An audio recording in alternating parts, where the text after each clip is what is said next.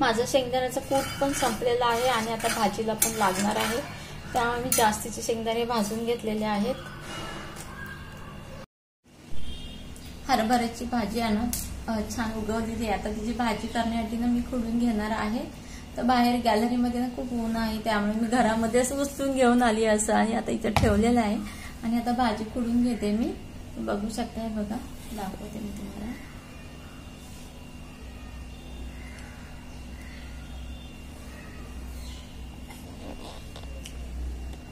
किती कवळी कवळी आहे एकदम, बघा. सगळी खोडून घेते आता थोडी थोडी करून, बघा.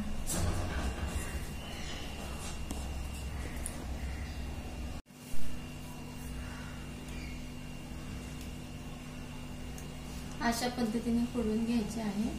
कवळी कवळी आहे एकदम. नंतर ना मोठे होते ना तशी तशी ना जून होत राहतात. हे शेंडे आहेत ना जून होत राहतात. एवढी भाजी निघालेली आहे, तुम्ही बघू शकता. हे बघा. आता ही भाजी लसूण, मिरची, मीठ आणि तेल, मीठ आणि शेंगदाण्याचा कूट घालून करायची आपल्याला. खूप छान लागते भाकरी सोबत, चपाती सोबत एकदम भारी लागते. मी करून दाखवते तुम्हाला.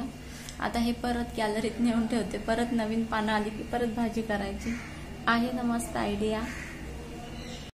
भेटते का नाही घरातल्या घरात भाजी खायला, आणि ते पण एकदम चांगली भाजी, अशी की कुठं पण टाकतात ना भाज्या, आता असं काय प्रकारच नाही.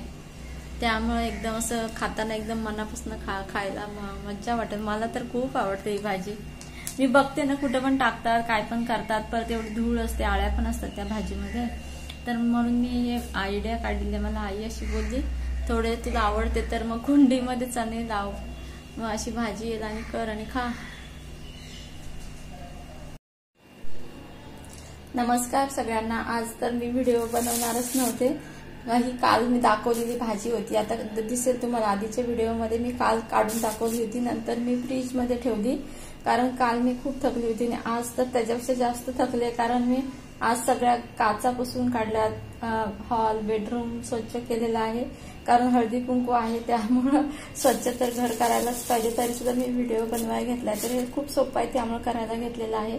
ही भाजी घरात मी कुंडीत लावली होती, ती आहे अशी कवळी कवळी खोडून घेतलेली आहे.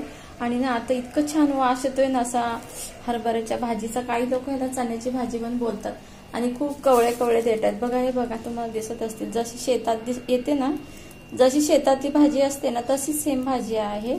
त्यासाठी आता आपल्याला फक्त लसूण जास्त झाला तुम्ही तर एवढ्या भाजीला तर एवढा लसूण बास होईल. बारीक चिरायचा किंवा ठेचून घेणार असाल तर सालासकट घ्या, पण ते स्वच्छ धुवून घ्या पहिला, नंतरच घ्या तसं ठेचायला.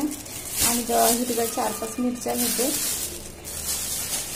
हिरव्या मिरच्या घेते 4-5. हे बारीक चिरून घेते. आता जास्त काही लागणार नाही. लसूण, मिरची, मीठ, तेल आणि ही भाजी आणि शेंगदाण्याचा कूट, बस एवढंच लागणार आहे. मिरची आणि लसूण बारीक चिरून झालेला आहे. आता किती जरी म्हटलं कुंडीत लावलेली भाजी आहे, पण थोडी तरी धूळ असणारच ना, त्यामुळे मी एकदा पाण्यातनं काढून घेते तिला. जर बाहेरची बाजारातली असती तर तुम्ही एकदम चांगली स्वच्छ धुवून घ्या.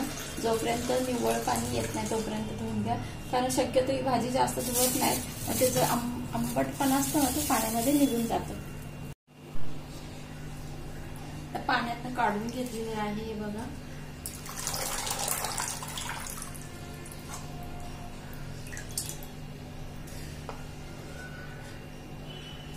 एक चमचाभर तेल गरम. तेल पण जास्त लागत नाही ह्या भाजीला, आणि भाकरी सोबत भारी लागते. खरंच भारी लागते. कशाही सोबत चांगली लागते, पण जास्त तिची चव भाकरी सोबत असते. आता आपल्याला घालायचे त्याच्यामध्ये भाजी.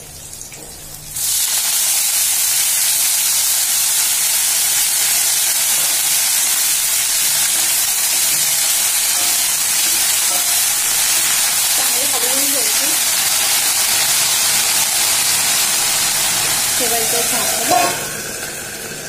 मंद गॅसवर ठेवायचे, कारण पालेभाजी शिजायला काय जास्त असं मोठा गॅस वगैरे करायची गरज लागत नाही.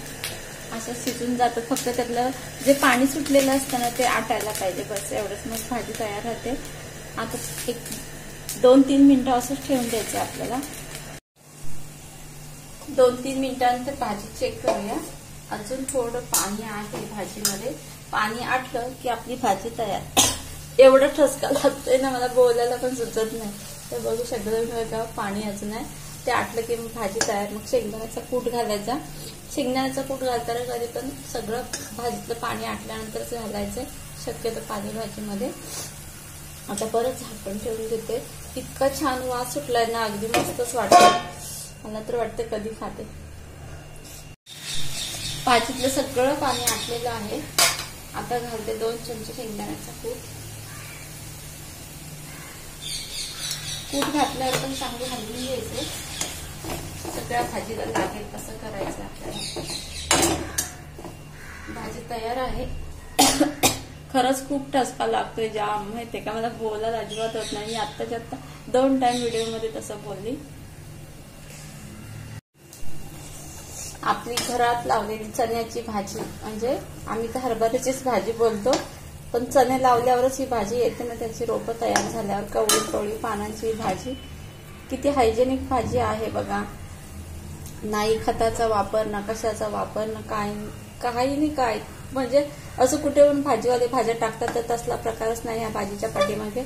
एकदम आपली हायजेनिक भाजी आहे, घरातल्या घरात लावलेली आणि घरातल्या घरात केलेली पण. तुम्ही पण असं करून बघा आणि मला कमेंट्समध्ये सांगा. तुम्ही पण असे कुंडीमध्ये चणे लावा आणि भाजी आली की भाजी करा आणि खावा. तुम्ही तुमच्या घरातल्यांसोबत पण त्यांना घरातल्यांसोबत पण तुम्ही सगळ्यांनी जास्त त्या भाजीचा आस्वाद द्या. खरंच भारी लागते. इतकं छान वास सुटलाय ना. आता गॅस बंद करते आणि नाही गॅस बंद करत, मला भाकरी करून घ्यायचे. आता मी भाकरी करून घेते. ज्वारीची भाकरी आहे. ज्वारी म्हणजे नुसती ज्वारी नाही, त्याच्यामध्ये थोडे तांदूळ पण मिक्स केलेले आहेत. आता करून घेते भाकरी. गरम गरम भाकरी आणि भाजी.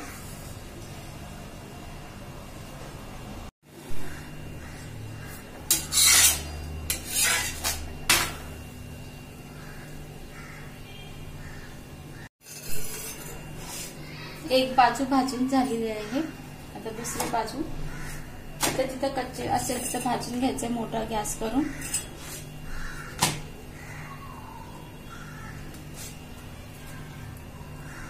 भाकरी भाजून झालेली आहे. तुम्हाला कशी वाटली ही मी भाजी लावली आणि करून पण दाखवली. आता भाकरी सोबत खायचे आपल्याला. तुला